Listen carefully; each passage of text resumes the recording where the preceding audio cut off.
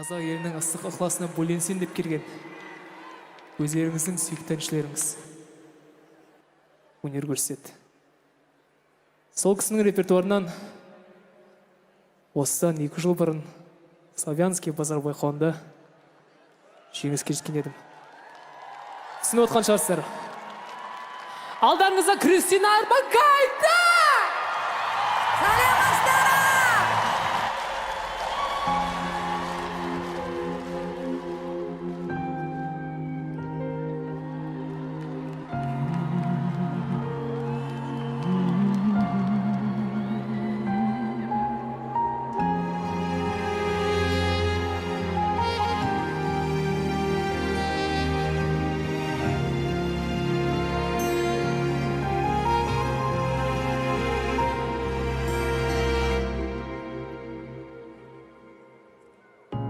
За тобой не закрывая дверь,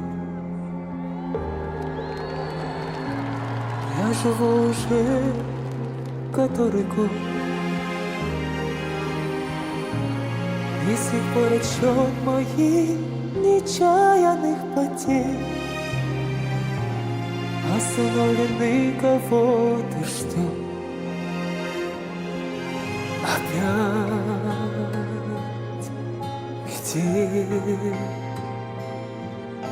И мается былое в темноте. Опять метель.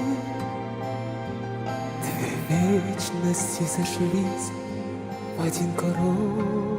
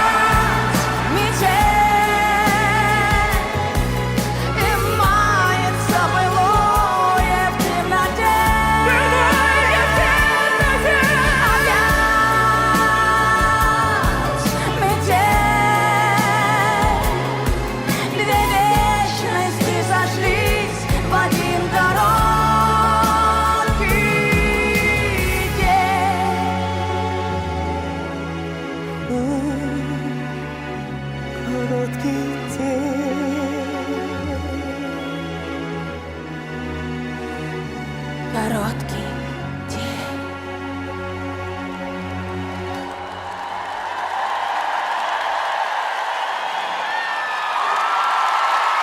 Құрметті ағайын, алдарыңызда ән салған Кристина Орбакайте!